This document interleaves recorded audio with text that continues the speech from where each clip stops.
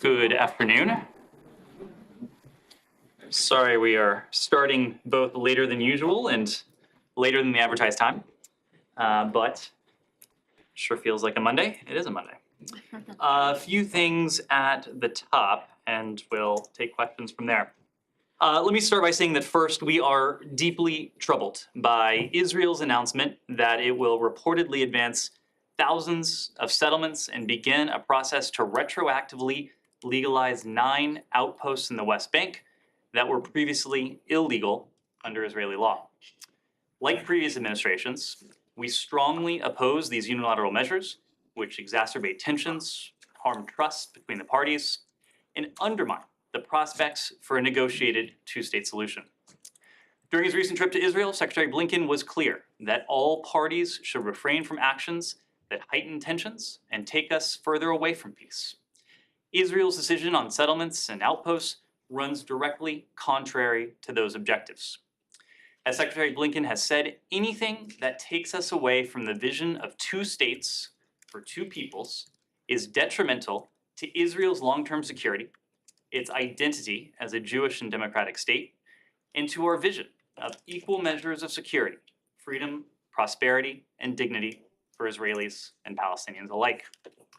We call on all parties to avoid additional actions that can further escalate tensions in the region and to take practical steps that can improve the well-being of the Palestinian people. Next, as we continue to see the death toll rise, I want to again offer our sincere condolences to the people of Turkey and Syria. The images of this tragedy are profound, and we are working to assist those in need day in and day out. This earthquake has affected not only Syria and Turkey, but also the world, as we see the devastation and loss of human lives it has wrought. The United States continues to support search, rescue, recovery, and relief efforts, and to mobilize additional equipment and resources to assist with recovery and humanitarian response efforts in both Turkey and Syria. We commend the incredible dedication of humanitarian responders and rescue workers who are working around the clock under extraordinarily difficult circumstances. The international community has a moral obligation to do everything in its power to get aid into affected areas of Syria. That includes urgently coming together in the United States Security Council to authorize additional crossing points from Turkey. As we saw this past week, having only one crossing means there's a single point of failure. We echo the repeated calls of UN officials for the UN Security Council to authorize additional border crossings to help deliver life-saving aid to people in the northwest of Syria. Ambassador Thomas Greenfield put it well in her statement last night, as she said, "People in the affected areas are counting on us. They are appealing to our common humanity to help in their moment of need. We cannot let them down." This is not a political issue, it is a human one. To our friend and ally Turkey, we will be with you every step of the way. To the people of Syria, we are sending you precisely the same message. The United States is continuing to mobilize assistance through US-funded humanitarian partners, and will be pushing for a resolution in the Security Council that authorizes those additional crossings as soon as possible. More border crossings will save more lives. It is that simple. Next, we are deeply concerned by the Cambodian government's abrupt decision to revoke Voice of Democracy's media license. A free and independent press plays a critical role in functioning democracies, providing the public and decision makers with facts and holding governments to account. The decision is particularly troubling due to the chilling impact it will have on freedom of expression and on access to information ahead of the national elections in July. For more than 20 years, VOD has provided objective, fact-based reporting on issues that serve the interests of the Cambodian people. We urge Cambodian authorities to reverse this decision. And finally, as Secretary Blinken said in 2021, human trafficking is an affront to human rights. It's an affront to human dignity. This afternoon, Secretary Blinken chaired the Biden-Harris administration's second meeting of the cabinet-level President's Interagency Task Force to monitor and combat human trafficking. Today's event is an opportunity for 20 agencies across the federal government responsible for coordinating U.S. government-wide efforts to combat human trafficking to highlight key federal anti-trafficking work and to announce upcoming initiatives to the public. This meeting underscores the administration's strong commitment to combating human trafficking and is an opportunity to reinforce the priorities set forth in the updated National Action Plan to combat human trafficking, which we released in December of 2021. The Secretary also presented the Presidential Award for Extraordinary Efforts to Combat Trafficking in Persons to 2 recipients selected by the President, honoring their incredible work to fight human trafficking in our own backyard. A member of the presidentially appointed U.S. Advisory Council on Human Trafficking spoke about the Council's work and recent recommendations. This event, which is ongoing, is being live streamed from the White House's YouTube channel, and there will be a recording available at our website, www.state.gov. With that. Great. Thank you, Ned. Happy Monday. Since I'm prepared to wager a significant amount of money that you don't have anything new to say about the Chinese balloon and or shoot downs of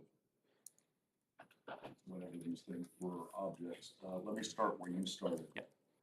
Am I correct in that? Matt, I would never encourage wagering or gambling from the podium, but that would be a safe bet. Okay. Let me start where you started then.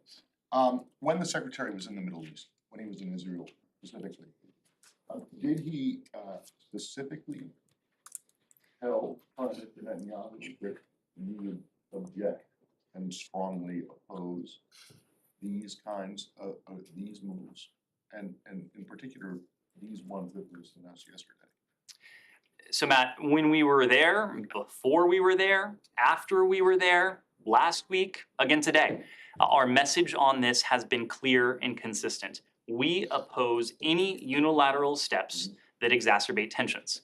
We've run through, you probably know our litany by heart at this point. And certainly among the steps that are unilateral, that have the potential to exacerbate tensions, is settlement activity and the legalization of outposts.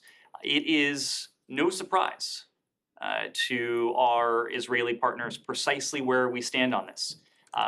It's no surprise because we've made this very clear in private, in very direct terms, but it is also no surprise because we consistently make this clear in public. This administration has been clear and consistent on that front. We did not want to leave any room for ambiguity whatsoever. Well, then what's your takeaway from the fact that they went ahead and did it anyway? Yep. So look, Matt. What are you going to do about it? So Israel, of course, is going to make its own sovereign decisions. We have made our opinion, our very strong opinion on this very clear. A number of other countries, including countries in the region, countries well beyond the region, have made their opinions on this clear as well, and I expect that will continue. So we're doing a couple things. We are having intensive discussions with the parties. That includes Israel. We're registering our deep concern over what we heard within recent hours. We're engaging with the Palestinians. We're engaging with other regional partners as well. And as I alluded to a moment ago, a number of regional partners have already spoken out about the announcement that has emanated from Israel. We are doing this bilaterally. We are doing this multilaterally with a much broader group of partners, including a number of partners who share the concerns that I just outlined and the concerns that you heard from Secretary Blinken in the statement that he issued just a few minutes ago. When it comes to our regional partners, this was part of the reason Secretary Blinken thought it was so important to travel to Israel, the West Bank, and Egypt now last month. This is a regional effort in which we are engaged to do everything we can to de-escalate, to support the de-escalation of tensions. Now, ultimately, it is incumbent on the parties themselves to take steps that serve that purpose. And the reason we're voicing such strong concern and such deep trouble over what we've heard from Israel in recent hours is because it does precisely the opposite. This is a unilateral step that certainly does not de-escalate tensions. It has the potential to do quite the opposite. Beyond that, Matt, the Secretary's statement and the topper that I just ran through, it made a reference to of encouragement to all parties to take additional actions that can further de-escalate tensions in the region and take practical steps to improve the well-being of the Palestinian people. Since the earliest days of this administration, we have been focused on those practical steps. we were in a position to have to restart the relationship with both the Palestinian Authority and the Palestinian people essentially from scratch. That was an early priority of ours. We resumed those relationships and we've resumed humanitarian assistance to the Palestinian people. Over the past 2 years now, we've contributed more than $900 million to the Palestinian people as part of an effort to improve their well-being in very practical ways. We are committed to a two-state solution. You've heard that in the Secretary's statement today. You heard that when he spoke to J Street a number of weeks ago now. You heard this from the President when he was in the region, from Secretary Blinken when he was in the region more recently. We are going to continue to work with the parties, with Israelis and Palestinians in the first instance, but parties in the region, parties in some cases well beyond the region, to do everything we can to keep the prospects of a two-state solution alive. Right. The thing is, though, that Ned, you had intensive discussions. You just said, what are you doing in response? And you said you were engaged in intensive discussions with the parties and with our friends and allies in the region. But you had intensive discussions with the Prime Minister, with President Abbas, less than 2 weeks ago, less than 10 days ago. And it certainly looks like the Israelis just don't care. Because as you said, you made it clear that these kinds of moves run counter and hurt one of your main priorities for the region. So the question again is, what are you going to do about this, if anything? I mean, are you going to drop your opposition to the Palestinians taking these issues to international forum? So Matt, this is something we are going to continue to discuss with the parties themselves, with parties in the region, with countries, in some cases, well beyond the region. Our guiding principle in the first instance is to oppose any steps that have the potential to exacerbate tensions. The corollary to that is to support those steps that can serve to de-escalate tensions. We are calling for both. We are calling on the parties to refrain from additional steps that could exacerbate tensions. We're calling on the parties, the Israelis in this case, but countries in the region, countries well beyond the region, to take practical steps that would improve the well-being of the Palestinian people. We have, over the course of the past 2 years, attempted to lead by example. And there are any number of metrics that you can use. $900 million in humanitarian assistance is just one of them. We are going to continue with that. But right now, the first order of business is to tend to what is a very delicate situation, a situation that was made even more delicate over the past 24 hours by the announcements that have emanated from Israel. We are working to do all we can to support a de-escalation of tensions. Over the longer term, we want to support this vision of a two-state solution. Right now, our focus is on quelling the potential for additional violence, and we've already seen far too much violence over the course of recent months. But over the longer term, again, this is a vision that is predicated on two states for two peoples with equal measures for Palestinians and Israelis of security, of prosperity, of freedom, of democracy, of dignity. That remains our intention over the longer term. So Can I follow up on that? Now, you said that at the beginning that you are deeply troubled. I mean, in the past, you're deeply concerned. What's the difference? Is there a difference between deeply troubled and deeply concerned? Do you think it carries more weight? I wouldn't try to parse this statement beyond what we said. We are deeply troubled. We are deeply concerned by what we have seen out of Israel. And at the same time, you said that is an Israeli, of course, it's an Israeli sovereign decision. That's what you said. So if Israel tomorrow says, I'm going to annex half of the West Bank, I want to annex somewhere, that is also a sovereign decision. You agree? That is a sovereign Israeli decision? It will not prompt you to take any action beside or beyond expressing how deeply troubled you are? Saeed, that's a hypothetical, and it's a hypothetical that you know as well as I is not going to happen tomorrow. It's also a hypothetical that is inconsistent, would be inconsistent with everything that we have said about the strong urging we have put forward to both parties, to Israelis and Palestinians, that they should refrain from steps that serve only to exacerbate tensions and to put even further distance between where we are now and an ultimate two-state solution. But why call it a sovereign decision if they don't have sovereignty? Can I finish, please? Okay. So you're also saying that, we don't want to compromise the effort towards a two-state solution, right? Although knowing full well that every time there's a new settlement, that really compromises the outcome. Not only that, if you are unable to persuade the Israelis to backtrack on settlement that they have termed as illegal, how are you going to force the Israelis to remove 700 settlers and maybe 300 and some settlement? How will you do that if there's nothing wrong with the strength of your tone. The problem is that you are not utilizing any of the tools to press upon the Israelis to take action to fulfill those words that you are saying. Said, I think what is especially powerful is the fact that this is not a vision that the United States has and has alone.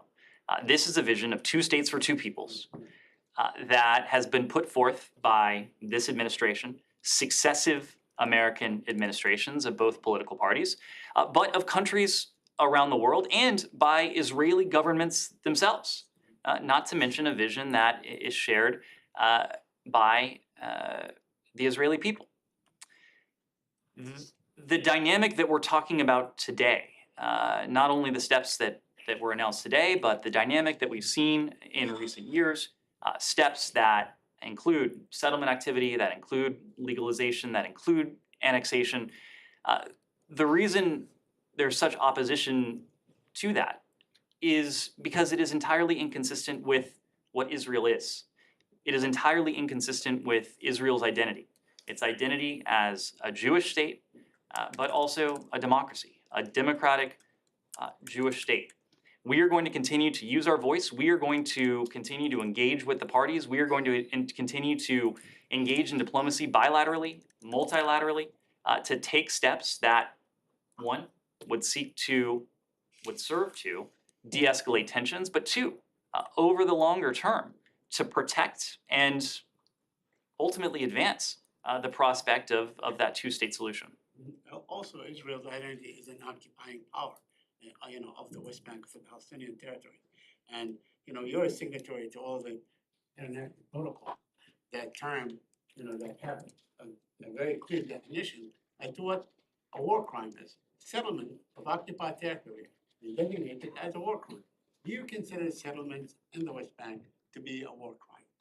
Said, I'm not even going to entertain that question. We believe in a two-state solution in which Israelis and Palestinians are living side by side in states of their own, where they can enjoy equal measures of prosperity, of democracy, of dignity, of security, and stability in their own states. That is the vision we put forward. That's the vision that countries around the world share. That's the vision that Israelis and Palestinians also share. My last. Now, the Israeli Prime Minister said that this was in response to Palestinian terrorism or uptick in violence and so on. Isn't that a form of collective punishment? Do you agree that this is a form of collective punishment when you seal home, arrest mothers and fathers and daughters and sons and so on, banish them and so on? Is that collective punishment? I'm not going to characterize. Said, I'm just not going to characterize the way any individual Israeli official has explained this. What I will characterize is our position on these moves. Our position is that we're deeply troubled. We're concerned.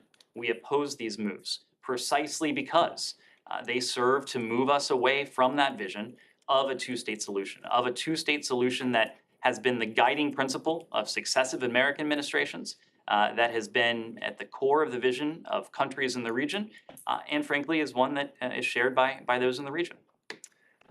Simon. Just to sort of put this another way, during the trip last week, you mentioned this desire to rebuild the relationship with the Palestinians, with the Palestinian Authority.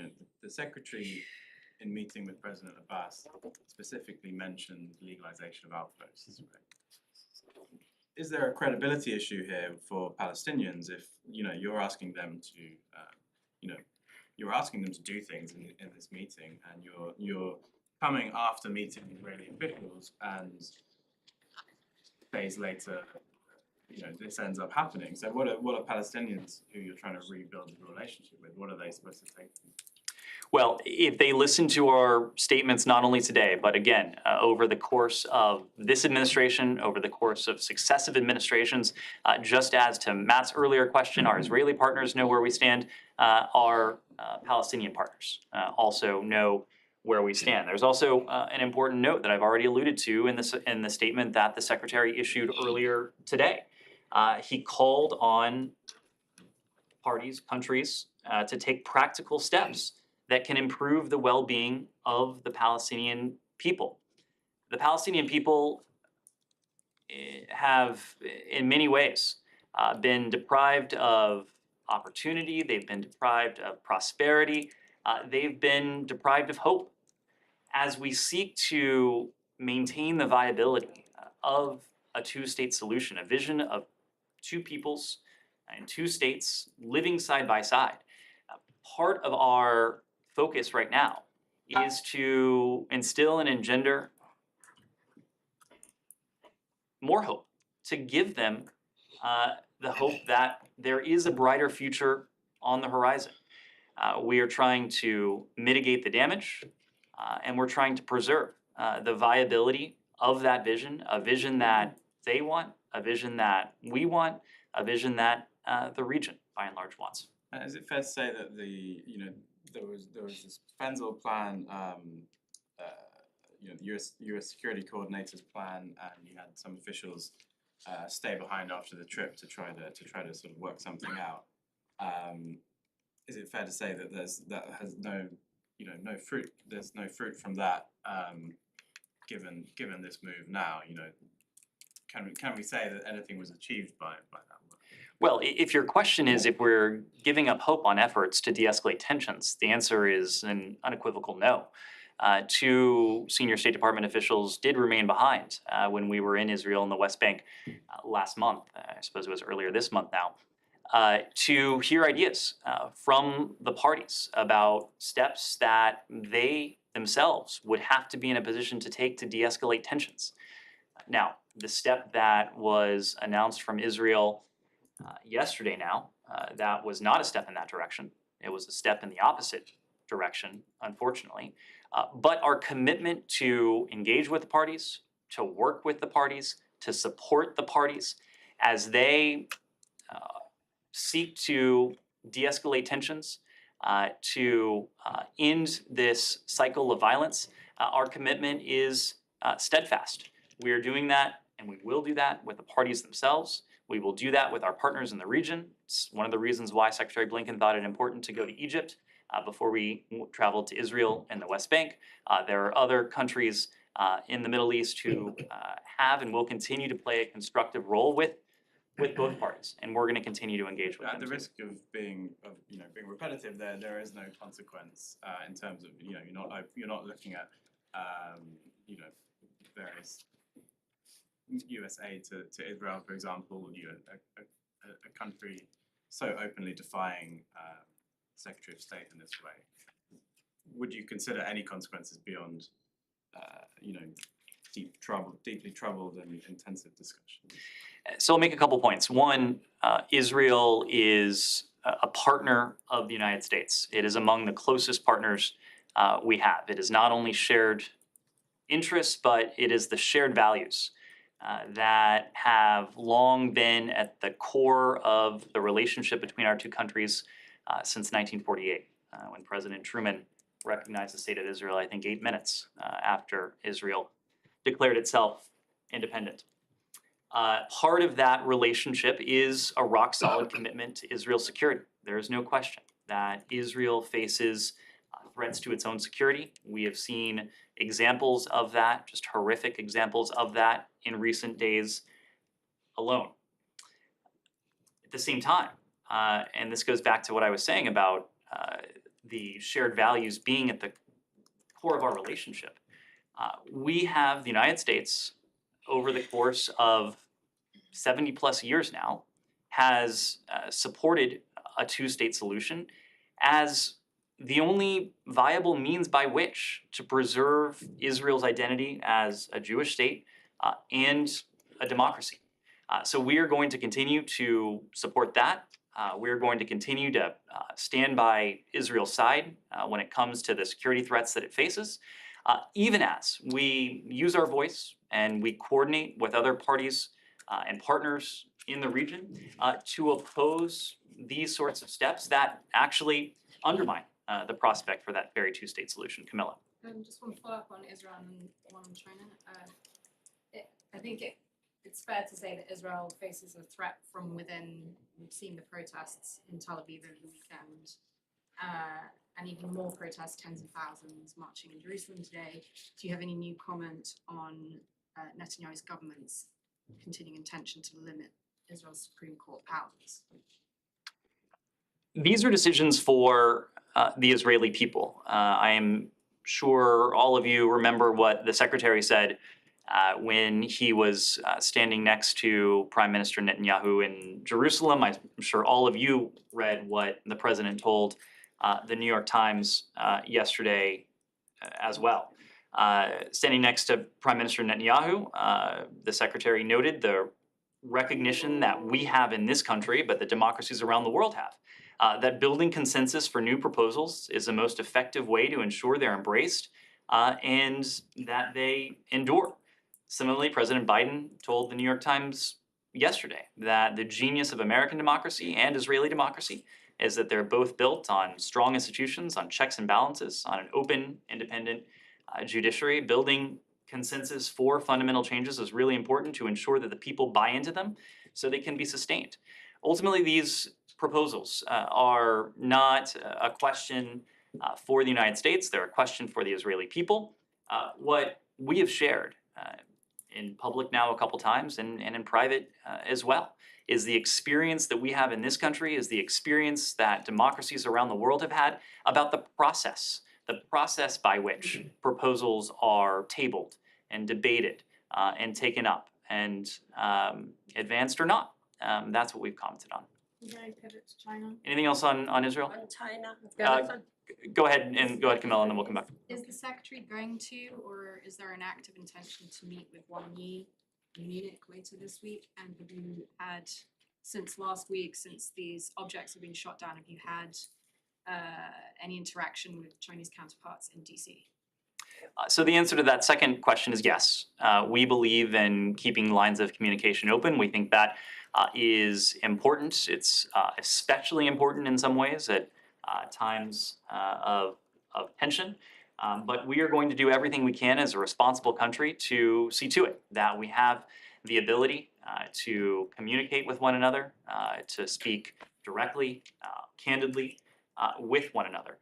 To the first part of your question, we're always assessing options for diplomacy. I'll have to let the PRC speak to Wang Yi's potential travel. We'll have an opportunity to speak to Secretary Blinken's potential travel, but I can tell you at the moment there's no meeting on the books between Secretary Blinken and a senior PRC official. John, go ahead. And so the U.S. is open to it, though? Look, John, first of all, we are open and we are committed to keeping lines of communication open. There are different ways to do that. We can pick up the phone. We can see officials in our respective embassies in Beijing or Washington. We can see officials in third countries. We can, as we were planning to do, travel to the PRC to engage in those face-to-face discussions. We'll take a look at all of those options, and if they make sense, given where we are in the bilateral relationship, and if it has the opportunity to be constructive and useful, of course, that's something that we would take a look at. And on the same topic, we heard from Kirby that there was no indication that this was that the crafts were surveilling anything, the recent crafts. Is there any indication or evidence that the craft belonged to a nation state? My colleague at the White House just gave quite a long briefing on this. I think the bottom line, as he conveyed, is that these recovery operations are ongoing. And the first order of business here is recovering these objects, and from there, getting a better sense of just what they were and to whom they might have belonged. Jenny? On Israel. Thank you for the China, about the human trafficking in China.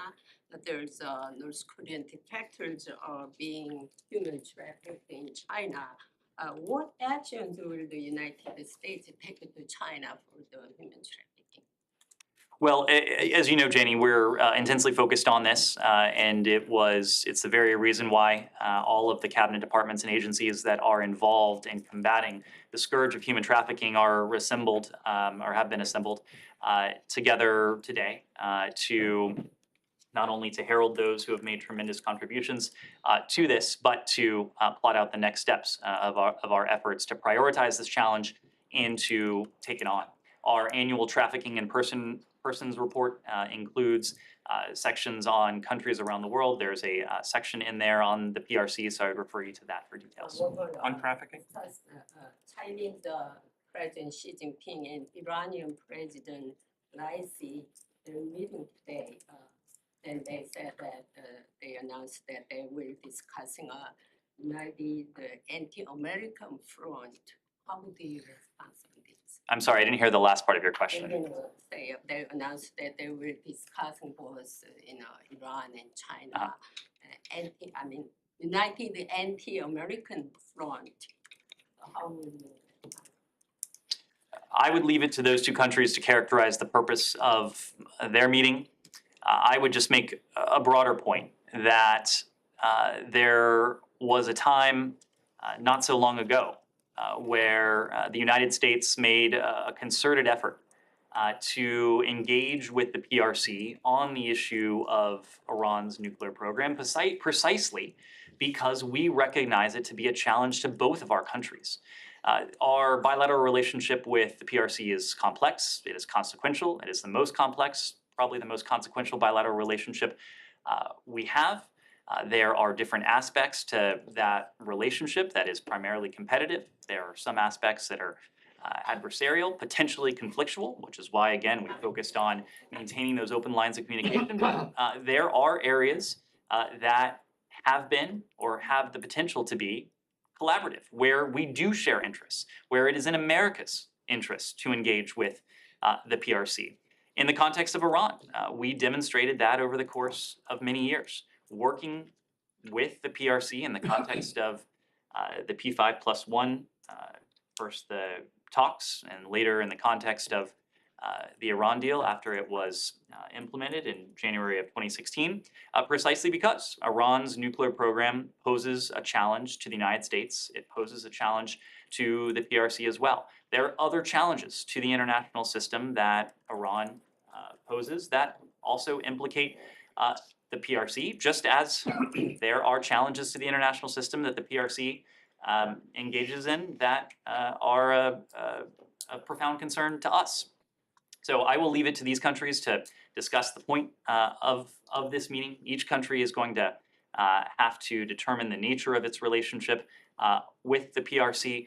But when it comes to Iran, we think it is important that the rest of the world make very clear that Iran's nuclear advancements, that its efforts to export terrorism, malign influence throughout the region and potentially beyond, that is not something that any country should tolerate, and certainly not support. Kim Jong-un is highlighting his daughter recently. Do you think that she will be the next North Korean leader? I don't have I wouldn't comment on succession in the DPRK. Go ahead. Thank you. After the earthquake, I saw several videos showing the Barzani Charity Foundation delivering humanitarian aid to people in Turkey and Syria. It is continued, very successful, and people over there, they were very thankful. My question is, why you are not trying to send some of your aid to Syria by the Kurdistan regional government? Do you believe your allied as Kurdistan regional government can provide good assistance to the delivery of aid to Syria, and especially Afrin City and around Afrin. Well, to the first part of your country, first part of your question, excuse me, we are calling on countries around the world to do everything they can to support the people of Turkey and Syria. We're doing that in this country. This is an effort that transcends the federal government. This is an effort where, once again, we've seen the generosity of spirit of the American people rise to the occasion. Yesterday during the Super Bowl, we saw another example of that, of Americans having the opportunity and Americans taking advantage of the opportunity to provide much needed support to the people of Turkey and Syria. As you know, our response on both sides of the border began almost immediately upon the news of the earthquakes last week. On the Syrian side of the border, to your question, there were independent NGOs that were able to respond within minutes of the earthquake, precisely because the United States has been the world's leading humanitarian provider to the Syrian people since 2011, since the outbreak of the civil war in Syria. We have supported the Syrian people both inside Syria and Syrian people throughout the region to the tune of some $15 billion over the course of those dozen years. Now, the needs on both sides of the border are enormous.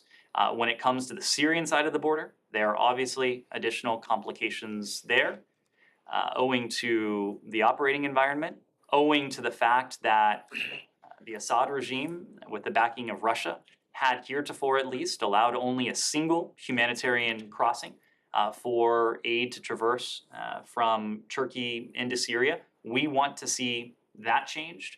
We want to see all countries, including Russia, that has again, until now, refused to do so, stand on the side of the Syrian people and show that they can put political considerations aside in the face of profound suffering and profound need and do the right thing, something they have refused to do here in recent years, precisely so that additional humanitarian aid can flow to the Syrian people. We're going to look at all potential and appropriate ways to provide aid to the Syrian people. We want to see that possibility opened to the aperture opened even wider with additional humanitarian crossings. Can you clarify something on I need to move around. Yes, go on ahead. this issue on So Syria? the second round of US-Pakistan mid-level defense dialogue began in Washington today, as per reports. What more you could tell us about these meetings? What is the agenda? And also, when is Councillor Derek going to Pakistan? Because it was said last week that he's going to be visiting Pakistan this week. Will you tell us about the visit? Sure. So on your question on the dialogue, this is a dialogue that is administered by our colleagues at the Department of Defense, so I would need to refer you to them for the specifics of these discussions. But the broader point is that we maintain a dialogue with Pakistan on a broad range of issues. We maintain productive engagement with our Pakistani partners at all levels of government. We have a shared interest in combating what are, in some cases, shared threats to regional security and to the security of our respective countries. We seek a strong partnership with Pakistan on counterterrorism. We look forward to cooperative efforts to eliminate regional and global terrorists and other security threats. The mid-level defense dialogue that is taking place this week, it's an opportunity to continue those discussions and to deepen partnership towards those ends. And when is Derek Councillor going to Pakistan? We'll have more to say on his travel in the coming days. Nazira? I just follow. Thank you, Nick. Three questions. Number one, Zamir Kabulov, Putin representative, claimed that the U.S. support Daesh, Khorasan, ISIS. Number one, I don't know what's your position about that. Number two, Taliban has a lot of conflicts between each other. And today in Kabul, they fight against with the Daesh. But Afghan people say this is not Daesh, this is all Taliban. What do you think, end of the day, Taliban continue like that, even they are not good between each other? They have so many conflicts. And also in the north in Afghanistan, war started between Uzbek people and Taliban. Any comment about that? So to your first question, Nazira, I just reject that out of hand. No country has done more to combat the specter of ISIS or Daesh than the United States. It was in 2014 and 2015 and that the United States corralled, organized, and since then has led the global coalition to defeat ISIS. And not only have we led it, but we have led it effectively with dozens of countries, some 70 countries from around the world, including some of our partners in South Asia who have joined these efforts. You can look at the effectiveness and success of that leadership and that campaign in any number of ways, but if you take a look at the land that ISIS held in the Middle East and parts of Iraq and Syria in 2014 and 2015 compared to where we are now, there is a clear recognition that because of this coalition that America has continued to lead, Daesh has been decimated. We have wrested much of its territorial stronghold away from it. Its so-called caliphate is no more. We continue to be focused on ISIS and its affiliates around the world. Of course, there is a especially dangerous affiliate in Afghanistan, ISIS-K. We've seen the lethality of ISIS-K. No American needs reminding of the danger this group posed as our troops were withdrawing from Afghanistan in August of 2021. President Biden has made a solemn commitment to remain focused on ISIS-K and, if necessary, to take action against it if we see plots emanate that are targeting the United States and our partners. Yes. Thank you, Ned. I have 3 questions, so please bear with me. First one is about the JCC meeting in Riyadh. Special envoy Robert Malley just left for Riyadh. It has been mentioned in your readouts that Iran is going to be one of the topics that you're going to talk about. Can you please elaborate more on that? That what aspect of Iran is going to be discussed there? And also, Robert Malley had a meeting in Willard Hotel here in DC on Saturday with the Iraqi delegation. What was the outcome of that meeting? Sure. To your first question, we did announce over the weekend, I think it was, that a senior interagency delegation would be traveling to Riyadh. The delegation has arrived in Riyadh as Saudi Arabia is hosting the GCC Secretariat's headquarters to participate in 3 U.S. GCC working groups this week. I believe they will culminate on Thursday. This delegation, which Rob Malley is heading, will meet with representatives from GCC member state governments and the Secretariat to discuss our shared priorities. These meetings will demonstrate the United States and GCC members' shared commitment to advancing regional security and stability through cooperation across a range of issues. There are 3 working groups at play here. One focuses on integrated air and missile defense and maritime security. There's a working group that is focused on Iran and the challenges that it poses. And there's a 3rd working group that will focus on counterterrorism. And so the delegation will engage in all of those working groups. Okay, and also on Friday, a group of 8 figures, the most important and prominent Islamic Republic opposition, gathered here in Georgetown University, and they announced a sort of a so-called qualification. We are expecting a charter to form a united front against the Islamic Republic of Iran to be published by the end of February. This is the first time that the opposition, including Prince Reza Pahlavi, Masih Alinejad, Nazanin Boniadi, are coming together, forming a coalition. What's your reaction to that? Are you welcoming that? And previously, you here at the State Department, you hosted Nazanin Boniadi. Are you planning to continue this sort of contact and talks with them? Well, of course, no one, including the U.S. government, can claim to speak for the people inside of Iran. Only they can do that. Our job, of course, is to listen to them and to support them in every appropriate way we can. We are also listening very closely to leaders of the diaspora community. We want to hear from them.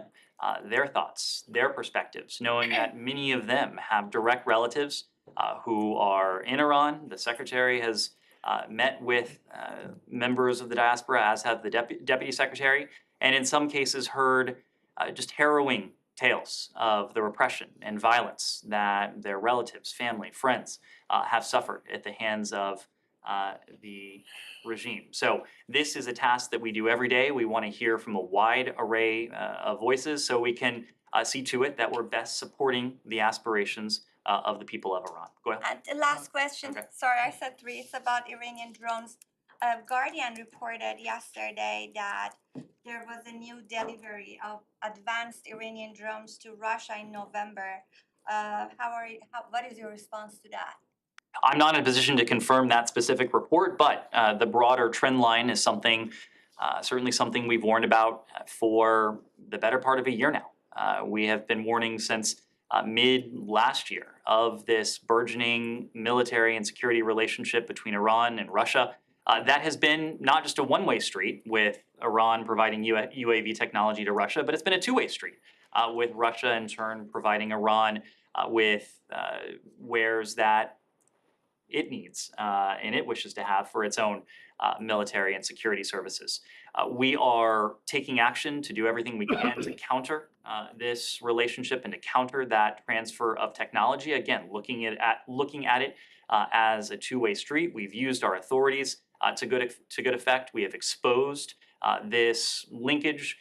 We are continuing to galvanize countries around the world to maintain the focus on this and to do everything we can as responsible countries around the world to counter what is a profound threat to the people of Ukraine, but also a security relationship that has the potential to be a threat to people well beyond. Yes. Next. Go ahead. Me? Yes. Thank you. NATO chief last week at the press conference with Secretary Blinken talked about Chinese increased surveillance activities in Europe. China is conducting. What is the U.S. assessment of China's surveillance programs in the Western Balkans in particular? Are you seeing anything that concerns you and the NATO? And are there any spying balloons in the Western Balkans? So we did release some additional information last week. I recognize it was not enough information to satisfy the questions and curiosity of most of you in this room, but we did note that when it comes to this program, the extensive, almost global nature of it. 5 continents, some 40 countries whose sovereignty has been violated by this particular PRC balloon program. For reasons that are probably self-evident, we aren't naming the countries that have been subjected to this, but what we are doing is engaging directly and privately with those countries to share with them what we know, to hear from them what they know, recognizing that this is a shared challenge. And just as we do with all of the challenges that the PRC poses to the rules-based order, we know that we're always going to be in a stronger position. We're always going to be in a more effective position to address those challenges when we're working with our allies and partners. That certainly includes our allies and partners in Europe. NATO, as an alliance, has recognized what it calls, I believe, the systemic challenge that the PRC poses to the rules-based order. This is something on which we've seen a great deal of convergence between the United States, Europe, NATO, and countries around the world. Yeah, go ahead.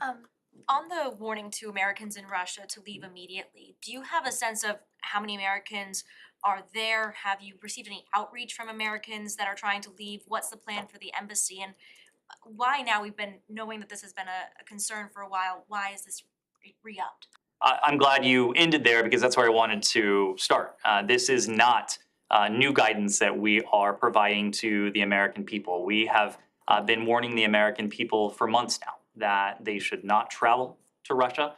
And we've been warning Americans who may have been in Russia that now is not the time to be in Russia and that they should depart immediately. What we did do, and we often reissue what is known as our travel advisories for countries around the world, but we reissued our travel advisory for Russia with several updates. And that includes information regarding dual national military conscription, martial law in Russian areas bordering Ukraine, limitations on embassy Moscow staff use of airlines, and Russian legislative changes permitting prosecution of those who quote unquote discredit Russia or advocate for the rights of LGBTQI plus persons and consular services in Russian occupied areas of Ukraine. So these are changes that are material to the American citizen community in Russia. But again, our message should be that Americans, our message is that Americans should depart Russia. They should depart Russia immediately, owing to a number of risks that are spelled out in much greater detail in that broader travel advisory. How real is the threat of them being drafted or forced to serve in the Russian army? Well, again, it's going to be based on the individual, but it is a concern we have to the extent that we thought it prudent to reissue our travel advisory, warning against the possibility of conscription for dual nationals.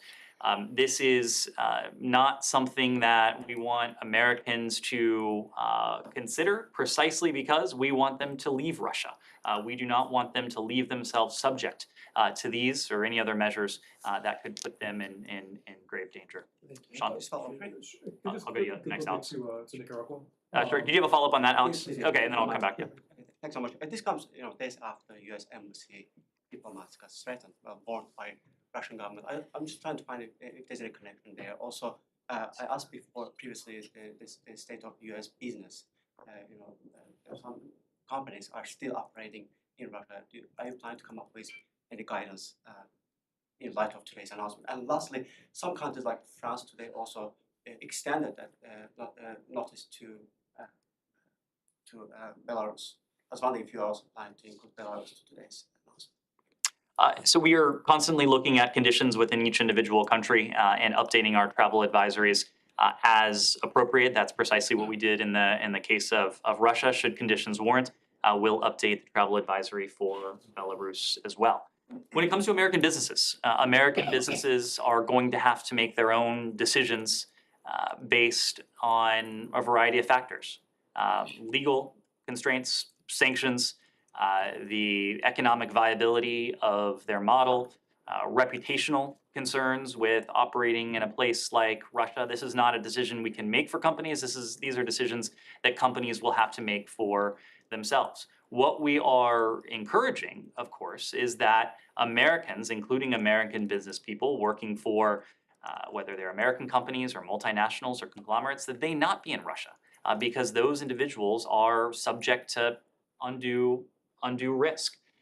The fact is that about 1,000 American companies have fled the Russian marketplace since the start of Russia's invasion of Ukraine. They have not done that because they have been prohibited by the US government from operating in Russia.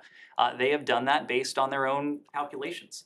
And in some cases, the Russian government has reinforced that very same message by threatening to seize assets, by threatening to take extra legal actions against these companies that pose a threat to their people, that pose a threat to their business model, that pose a threat to their viability. So a number of countries have heeded our advice, and a number of them have come to their own decisions on that front. Ned. Yeah, go ahead. Nicaragua. Sure. Following up on the release of President Putin, on Friday, I believe it was, Nicaragua sentenced to more than 2 decades in prison, Bishop Alvarez, who apparently was actually to not go to Washington. Do you have any reaction to that and what this says about anybody in normalization or better relationship? Well, let me first start with the action that you mentioned. We condemn this action by the government of Nicaragua, and we urge Bishop Alvarez's immediate release. We also appreciate Pope Francis's strong advocacy for Bishop Alvarez.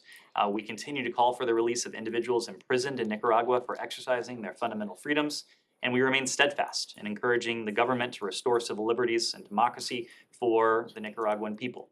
When we spoke late last week about the arrival of 222 former political prisoners from Nicaragua into the United States, we made very clear this was a welcome step, this was a constructive step, but this was in no way a panacea for the many concerns we have with the Nicaraguan regime, including the repression and oppression it continues to wield against its own people. With the 222 political prisoners who were released last week and allowed to travel to the United States, there are still many more political prisoners who remain behind.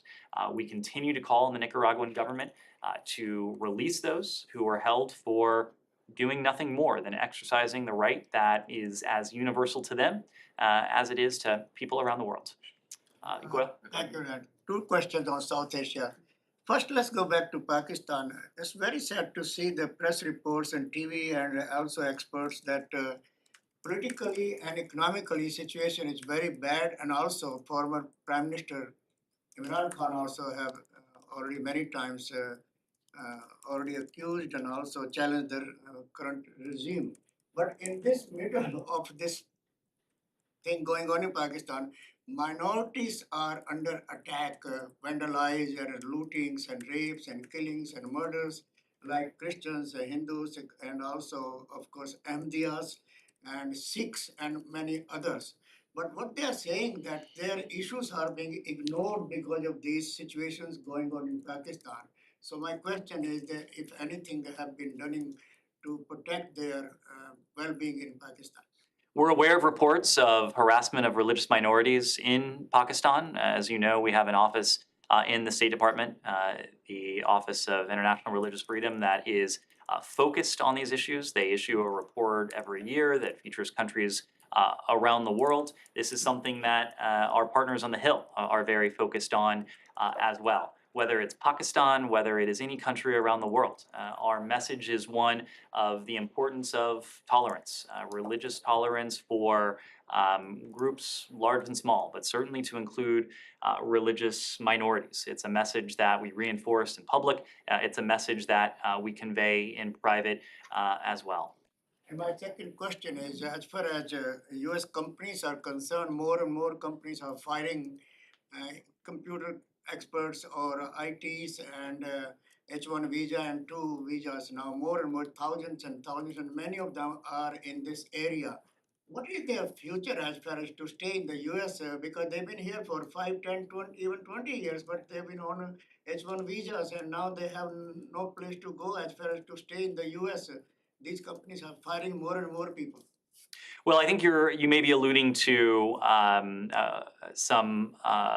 a statement that one of our senior officials from our Bureau of Consular Affairs made last week. The broader point is that the Department of State is committed to safeguarding national security while facilitating legitimate travel to the United States for both immigrant and non-immigrant travelers. We know that timely visa processing is essential to the U.S. economy and to the administration's goal of family reunification.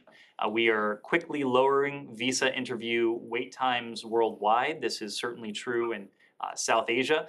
This is a direct result of our hard work by our consular teams in the field and an embrace of innovation and efficiency in our processes. But we're also using new tools to not only address interview wait times, but to introduce efficiencies and customer service improvements.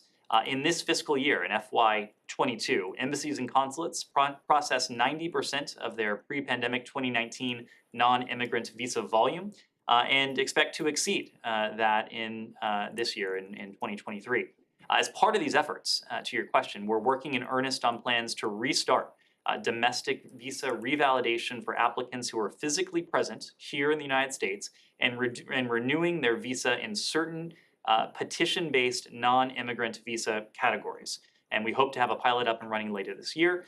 This, when it is up and running, would eliminate the need for these applicants to travel abroad to renew visas, all part of the effort to eliminate inefficiencies. We can't comment at this point on how many visa holders would be initially eligible, but the pilot, we hope and expect, would begin with a small number of cases before scaling up in the coming 1 to 2 years. Yes, thank you. Yes. A couple of questions on China. Number one is there was a train derailment in Ohio a couple of days ago, and there were a lot of chemicals that were loaded on that train. I asked your colleagues since morning; they were very kind, message back and forth. But my question is, would it be correct to say that if these chemicals were to be imported from China, and after this balloons incidents are happening, would it be correct to say that China has started espionage activities in the US? Can you say anything about that? So the train derailment, that is something I would need to refer to the Department of Transportation and others who are responding. Of course, I've seen the imagery of this derailment in Ohio, just the plumes of smoke and destruction that's surrounding it. It's just. I'm not focused on, I'm focused more on the chemicals that were on. I couldn't speak to what chemicals might have been on a train in Northwest Ohio. Okay, one more question. Again, a few weeks ago, I had used the term compromising on US values. You know, in this country, one of the values is the freedom of religion. And being Muslim, you know, I go Friday prayers every week. But one of my colleagues who just recently went to China, he informed me that the Islamic and the Muslim people over there are being treated so much worse than what the US has even informed the public about it. And after getting that report, I checked with your former colleagues as well, and it has come into the notice that whenever things are good with China, then the Muslims who are treated there the way they are treated there, you guys do not take action about that when there is good relations. But when there's bad relations, then the Uyghur Muslims issue raises up and stuff. But can you confirm that can you at least confirm that the Muslims in China, beside the Uyghurs, tons of Muslims in different states are being treated very horribly, and it is in the notice of the State Department, and you guys don't talk about it? Well, I would dispute the premise of your question. Regardless of the state of bilateral relationship with any other country around the world, our values are immutable. Our values don't change. And we are always going to speak out when we see systemic persecution, certainly on the scale that we've seen in the PRC. You said leaving aside the Uyghurs. I think that is difficult to do given the scale of atrocities that we have seen and human rights violations that we've seen committed against the Uyghurs by PRC authorities. We've been clear and consistent that this is a genocide. It's an ongoing genocide directed against the PRC's Uyghur minorities. But to the broader part of your question, there are other elements and aspects to persecution based on religious identity in the PRC. And going back to what your colleague asked just a moment ago, we have an office that is very focused on this. Every year, we produce a report that has quite detailed information on what we see in the PRC and countries around the world. Michelle? Yeah, thank you, Ned. What does the U.S. delegation visit to Saudi Arabia mean? Did the administration finish its review? And did you open a new page with the Saudis? And I have one more question. So Michelle, as I mentioned a moment ago, they are traveling to Saudi Arabia. They are in Saudi Arabia now to meet with the GCC, to take part in the important working group, these important GCC working groups. When it comes to Saudi Arabia, we are grateful to the kingdom for hosting these critical meetings. We do believe they're valuable opportunities to discuss shared concerns with all of our GCC partners. And when it comes to our relationship with Saudi Arabia, we have multiple interests. We have important work to accomplish with our Saudi partners. We are focused on pursuing and forging and crafting and operationalizing a bilateral relationship with the Kingdom of Saudi Arabia that serves the interests of the American people, that serves the interests of the United States, and that serves the purpose of a more integrated, more stable, more prosperous, more opportunity-filled Middle East. The security relationship we have with Saudi Arabia remains strong. We witnessed just a few months ago when our countries worked together to deter and to disrupt a threat emanating from Iran towards the kingdom. There are other examples of that. We are always looking at ways to optimize each and every one of our bilateral relationships around the world. And at the center of that work is one simple question. Is this relationship most effectively serving the American people, serving our interests? And that's work that's going to be ongoing in all of our diplomacy. And do you have any updates on the U.S.-Qatari strategic dialogue being held in Doha?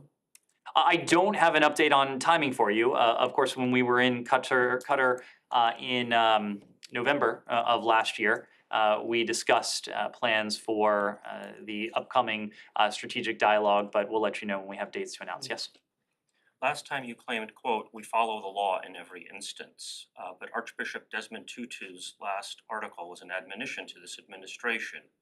Headlined, "Joe Biden should end the US pretense over Israel's secret nuclear weapons." The subhead was, "The cover-up has to stop, and with it the large sums in aid for a country with oppressive policies towards Palestinians." The Archbishop noted specifically amendments by former Senators Glenn Stewart Symington and John Glenn ban US economic and military assistance to nuclear proliferators in countries that acquire nuclear weapons. He noted that Israel not only got nuclear weapons, but also, quote, "There is overwhelming evidence that it offered to sell the apartheid regime of South African nuclear weapons in the 1970s and even conducted a joint nuclear test. The US government tried to cover up these facts." The Archbishop added, quote, "The US government should uphold its laws and cut off funding to Israel because of its acquisition and proliferation of nuclear weapons. Are you not in fact in violation of this US law, which is part of the Arms Export Control Act, as the late Archbishop charges?" This administration follows the law. We have an ironclad relationship with Israel, as I mentioned before. We are committed to Israel's security. That, of course, remains the same. We've spoken a lot about Israel and that bilateral relationship today, but that security partnership is strong, and we're committed to preserving that and to strengthening that. But I just cited a specific law. Will you reply to the law? Are you not in violation of the Glenn Symington amendments to the Arms Export Act? We follow the law in all instances, yes. You have to specify, you have to give me more information than that. It says that there should be a cutoff of US aid to a country that proliferates nuclear weapons, or the president can issue a waiver.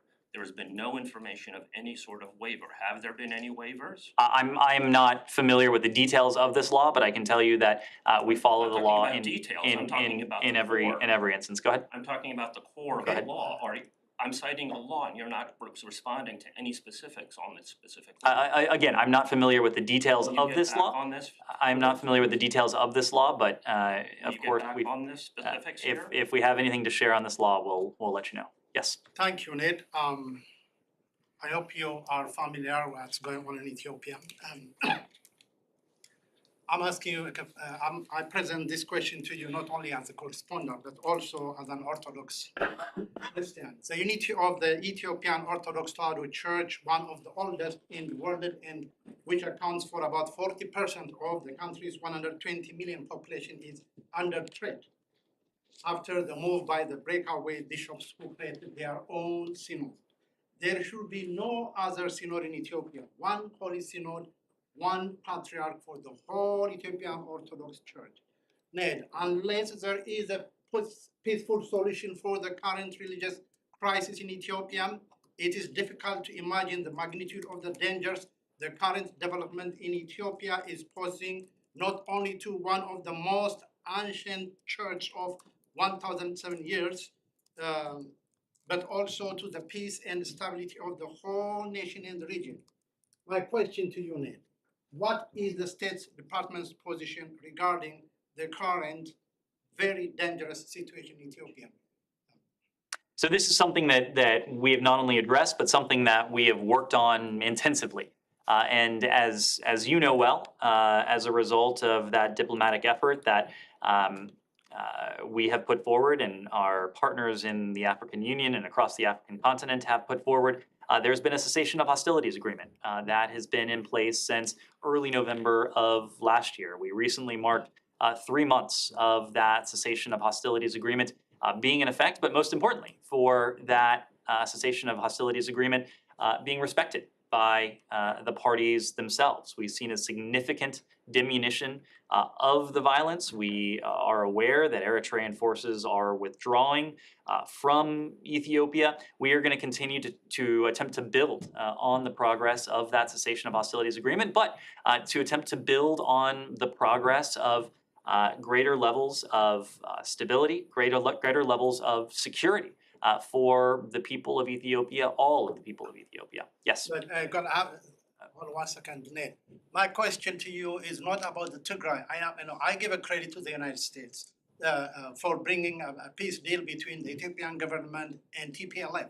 But the question has nothing to do with TPLF. Right now, there is another very dangerous situation which involves politics, religion, and race.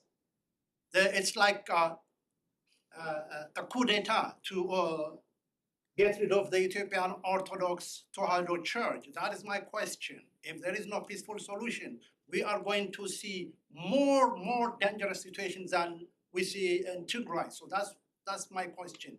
What is the State Department position right now, what we have in Ethiopia regarding this religious conflict, religious crisis? So we are a partner to the people of Ethiopia. We're a partner to the government of Ethiopia. We've worked with stakeholders across Ethiopian society. We want to be there not only to help build on what's been achieved in Tigray, but when it comes to reports of instability in other parts of the country, we've spoken of Oromia, for example. You're raising other issues. We want to be a partner to the government of Ethiopia, to the people of Ethiopia, and we'll do what we can to support that. Yes. Yeah. Thank you, Ned. I have two questions. One question about Rob Mali's meeting with the Iraqi foreign minister. This meeting came after the Iranian foreign minister called the Iraqi foreign minister on Friday. Then after that, he had a meeting with Rob Mali at the hotel. Then what I've learned, they discussed JCPOA, and also they discussed what Iranian foreign minister talked to Iraqi foreign minister. Do you have any indirect talks with Iran? And if the JCPOA is not on your agenda, why it's been discussed with the Iraq, then they will go back to Iran. My second question about Iraq, there's congressional lawmakers are trying again to repeal the 2002 law authorization for use of military forces against Iraq. Are you in their book to repeal this act now? On the question of the AUMF, this is something that we spoke about during the last Congress. We do support the repeal of the 2002 AUMF. As you know, there are two AUMFs that are currently in existence. The 2001 AUMF provides us with the authority that we deem necessary to take action that we deem prudent when it comes to the threats posed by terrorist groups, for example. On Rob Mali's discussions, I'm not going to characterize any particular engagement he has had, but I will just reiterate that there's been no discussion of resuscitating the JCPOA.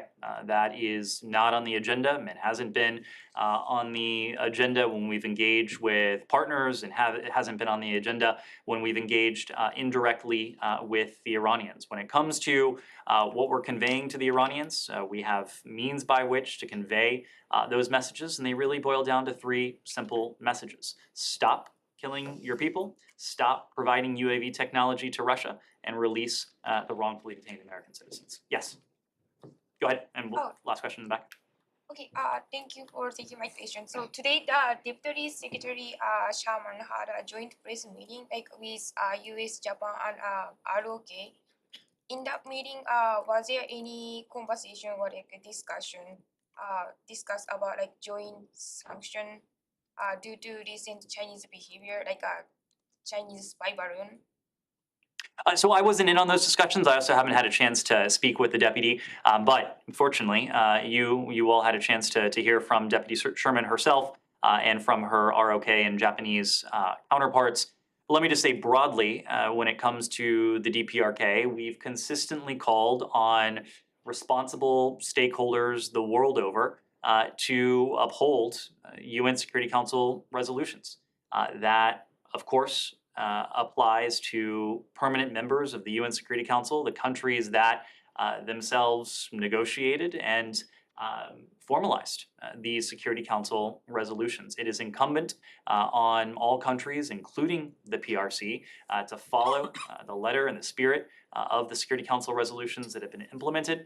The DPRK's nuclear weapons and ballistic missile programs pose a threat not only to the United States, to our deployed forces, to our citizens, in the region, but to our allies, the ROK, and Japan, and it is certainly not in the interest of any country in the region, and that includes the PRC. Elizabeth?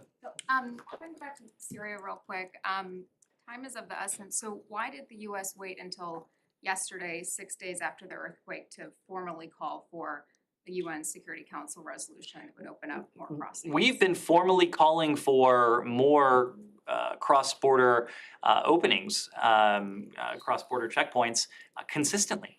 We have done this every single time there has been a vote at the UN. You have heard us twice a year now call for not only longer duration of these cross-border transit points from 6 months to a year, but we've consistently made the point that one is not enough, and one is not enough precisely because of what we saw in the earliest days following the earthquake, when the one crossing that Russia would agree to in the Security Council was made inaccessible after the earthquake. It was a stark reminder to the rest of the world of the need for redundancies. Hopefully, it was a stark illustration to not only the regime in Damascus, but also to the Russian Federation of the moral imperative of putting aside politics, putting aside petty relationships, and doing what is right for the people of Syria. That's what we're trying to do. That's what we're putting forward in the UN. That's what we've heard a lot of support for in recent days from our UN partners. Just a very quick follow-up. Just in the past, during the briefing, there's a statement from Secretary General Guterres saying that Assad has agreed to 2 more border crossings. Do you have any information on that or any reaction to that? Well, certainly hope Assad is serious about this. Of course, it hasn't been only Russia that's been opposed to this in the past. The Assad regime has consistently argued against additional humanitarian crossings. But if the regime is serious about this, and if the regime is willing to put those words into action, that would be a good thing for the Syrian people. Thank you. Thank you, sir.